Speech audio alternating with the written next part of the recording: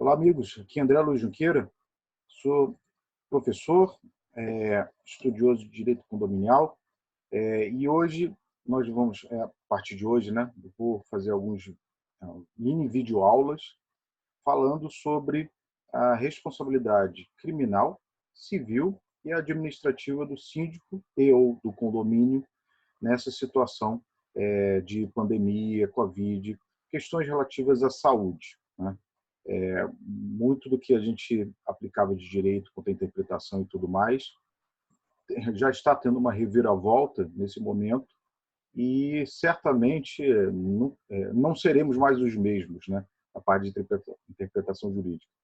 Eu dou aula de responsabilidade civil, não da área criminal. A área criminal eu vou tratar superficialmente, não sou especializado na matéria, mas algumas reflexões eu acho que vale a pena nós fazermos aqui. Repito que eu estou fazendo esse vídeo já tendo em vista que, nesse momento, não estou dando aulas na frequência que dava antes, né? Estou fazendo essas videoaulas. A respeito da responsabilidade criminal, eu inicio com ela, até porque, de todas, é a que menos exige ela é mais restrita. Ela, diferente da responsabilidade civil e administrativa, vocês vão ver, muito mais ampla. A criminal é muito mais difícil você responsabilizar alguém criminalmente em qualquer aspecto, e nesse caso também não há dúvida de que também é bastante restrito. O que eu citaria? Quais seriam os tipos penais que nós poderíamos aplicar eventualmente numa relação condominial?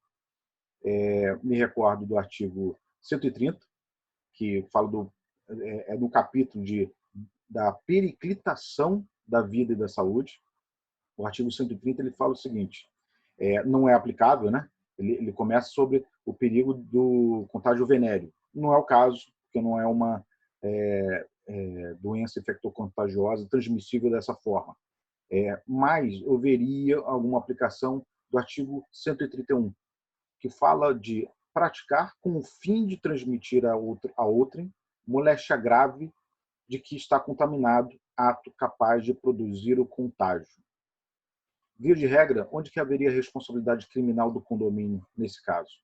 Somente se um dos prepostos do condomínio, e isso incluiria o síndico, conselho, porteiro, prestadores de serviço, estivessem infectados e eles, com intenção, transmitem para o outro.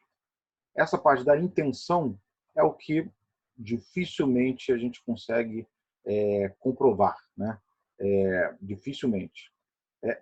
Claro, eu tenho esse elemento que é essencial, tenho o elemento também da pessoa saber de que está doente e contaminar o outro, né? Então, muito difícil acontecer a responsabilização criminal nesse sentido. Deixando bem claro que o condomínio não pode ser responsabilizado nesse caso. Criminalmente, não. Os seus agentes podem. Civilmente, que é outra coisa, e a gente fala na outra videoaula. Temos também o artigo 132, que fala do perigo para a vida ou saúde de outrem. Esse já tem uma aplicação um pouquinho mais ampla. Eu tenho uma probabilidade um pouquinho maior do que o outro, ainda pequena, de gerarmos alguns agentes responsabilizados. Expor a vida ou saúde de outrem com outrem a perigo direto e iminente. Pode ser o caso, né?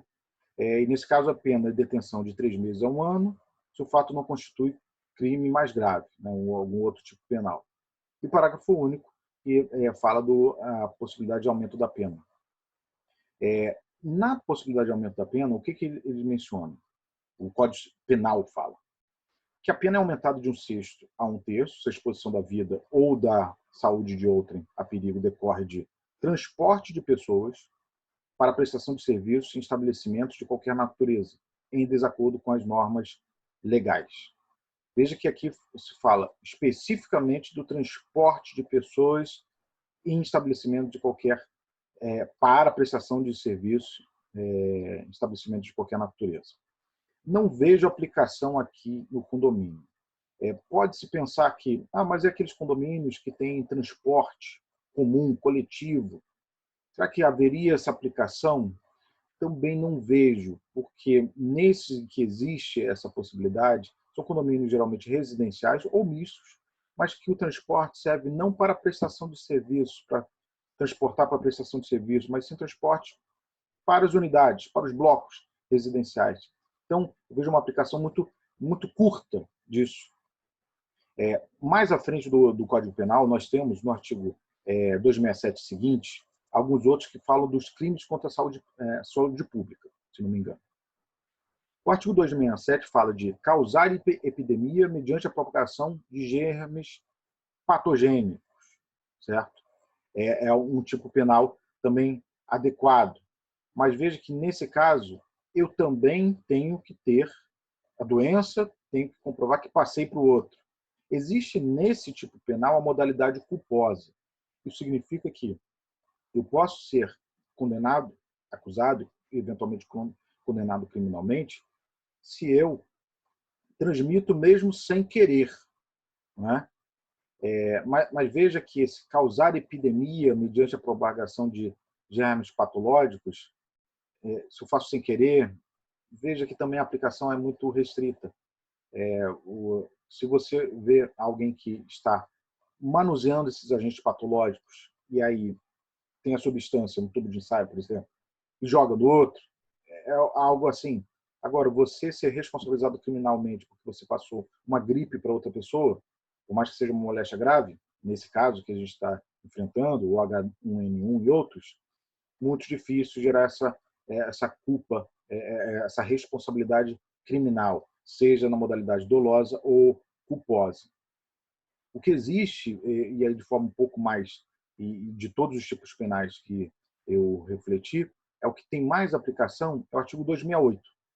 O 268 fala de você desrespeitar uma medida sanitária preventiva emanada pelo poder público. Esse já é um caso diferente.